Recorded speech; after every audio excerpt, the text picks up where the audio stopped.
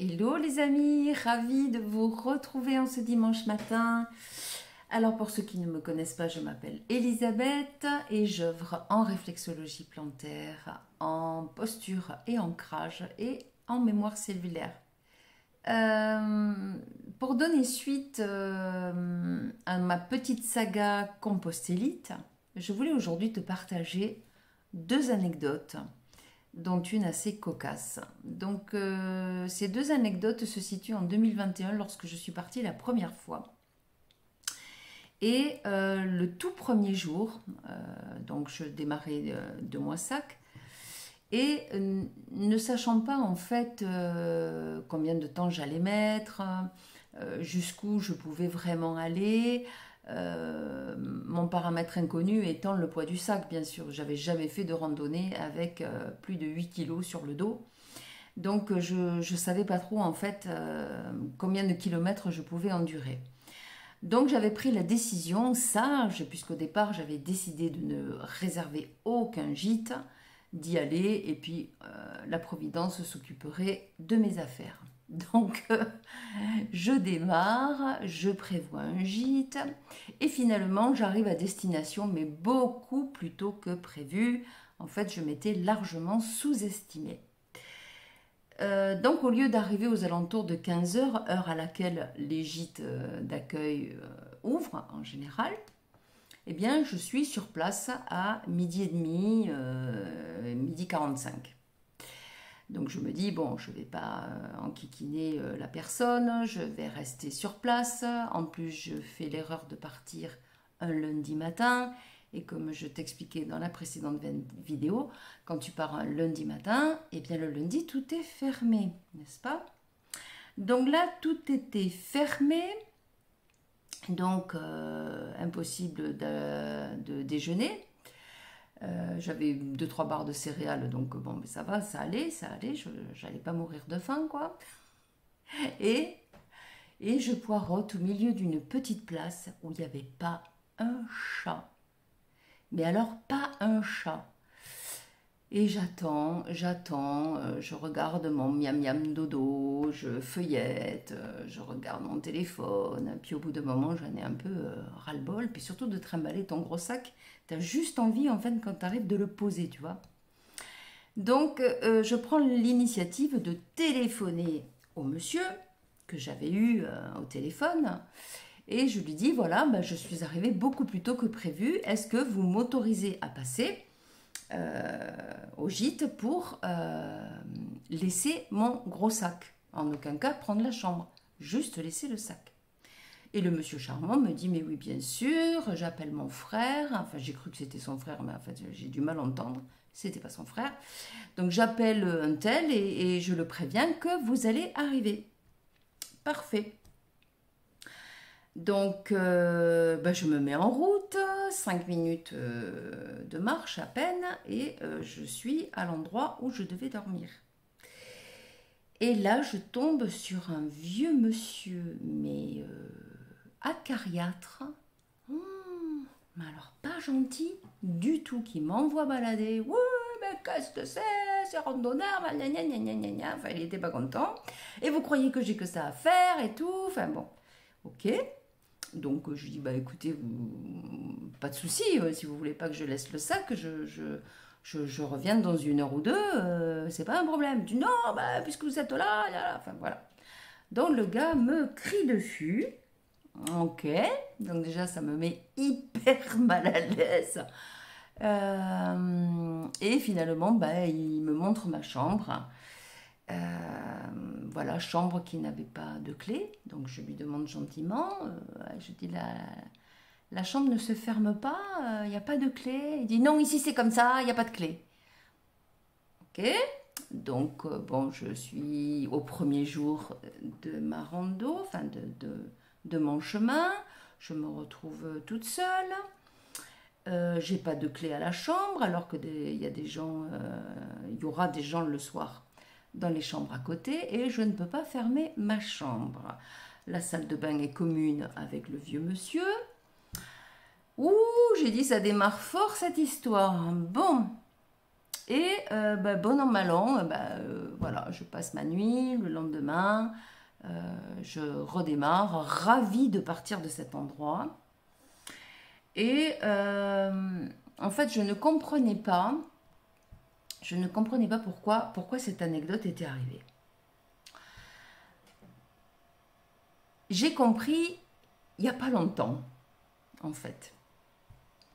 Donc, la moralité de cette histoire, c'était que j'avais émis un vœu vraiment de solitude, où je me disais, voilà, je veux vivre ça, mais vraiment seule. C'était presque une obsession, voilà, de faire ce truc toute seule. Donc, je fais mon chemin toute seule, ça se passait très très bien. Le chemin était superbe, il faisait super beau temps, c'était trop génial. Et quand j'arrive là, avec ce vieux monsieur qui était vraiment mais dans une colère, enfin, je ne sais pas d'où ça sortait. Et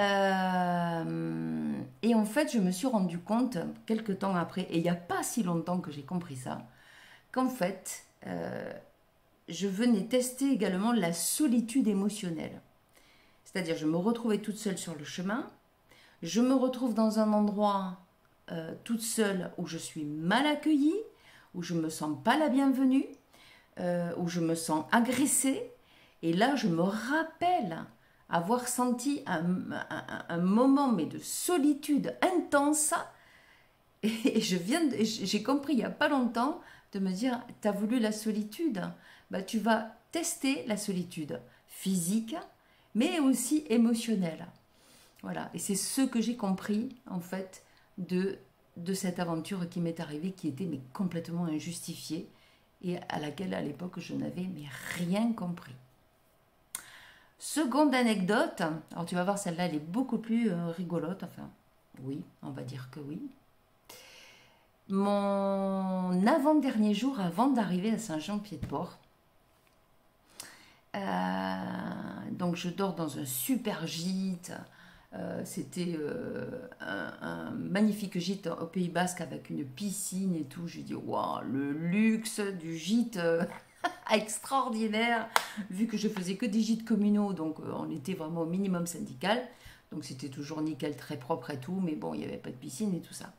Donc la piscine et tout, fantastique, on arrive, on est fatigué, on se douche et hop, plouf plouf, piscine pour tout le monde. Et on y dîne très très bien, super accueil, enfin vraiment génial quoi. Et la nuit venue, je me retrouve dans la chambrée, donc nous étions 4, donc moi j'étais avec une personne qui déjà cheminait avec moi depuis plusieurs jours, que je connaissais, donc pas de souci, et 2 autres personnes en face, un couple, qui eux faisaient en fait le chemin de Saint-Jacques, mais au retour, puisqu'ils avaient fait déjà tout l'aller et ils étaient eux sur le chemin de retour. Donc vraiment des super marcheurs, etc. Et donc tout le monde se couche, ok, très bien. Et tout d'un coup, le monsieur que je ne connaissais pas se met à flatuler.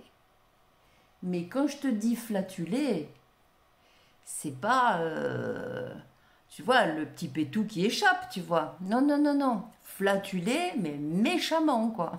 Flatuler. Du style, je me libère, volontairement même. Tu sentais que ça lui faisait énormément de bien. Alors, autant te dire qu'à un moment donné, j'en ai eu un petit peu ras-le-bol de cette incorrection de sa part, en me disant mais quand même, enfin bon, le gars il exagère un peu quand même, enfin t'es pas tout seul dans la chambre si tu veux, donc il peut y avoir des petits trucs, ça c'est complètement normal, mais là, se soulager volontairement alors qu'il y a tout le monde, là je suis pas d'accord du tout. Donc il m'est monté une espèce de colère là, je dis mais vraiment le gars exagère quoi. Donc qu'est-ce que j'ai fait? J'ai pris mon duvet, mon oreiller, et etc. Et je me suis installée sur les transats de piscine et j'ai passé ma nuit dehors. Et là aussi, après, j'ai cherché à décoder l'événement. Je me suis dit, mais pourquoi pourquoi il y a eu ça. Qu'est-ce qui s'est passé? Quelle était la raison? Parce qu'il y a toujours une raison aux événements. Les événements n'arrivent pas comme ça par hasard. Il y a toujours quelque chose à comprendre. Et donc, tout simplement, je me suis remémoré que, avant de partir aussi, j'avais émis le vœu, mais pas vraiment dit, comme par exemple quand je vais sur le chemin où je fais un vœu de guérison pour quelqu'un, ou voilà, tu vois, mais juste émis l'idée que ce serait vachement chouette de dormir à la belle étoile. Et en fait, tout le trajet, j'avais pas pu le faire.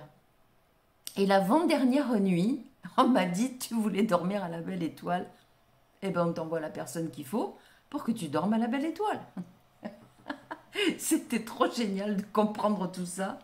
Enfin voilà, donc ça a été un dodo belle étoile. Bon, j'ai pas forcément très bien dormi, mais j'ai pu observer le ciel et c'était très joli. Heureusement, il pleuvait pas. Donc voilà. Moralité, quand tu t'engages sur le chemin de Compostelle, alors je ne sais pas si c'est pour tous les chemins comme ça, mais Compostelle est un chemin un peu magique, on va dire. Et donc si tu fais un vœu, fais bien attention au vœu que tu vas émettre, parce que là-haut, il se rappelle toujours. Hein, l'univers, il se souvient de ce que tu as émis comme idée, comme désir ou comme vœu. Donc fais bien attention à ce que tu demandes. Allez, ciao les humains, à dimanche prochain.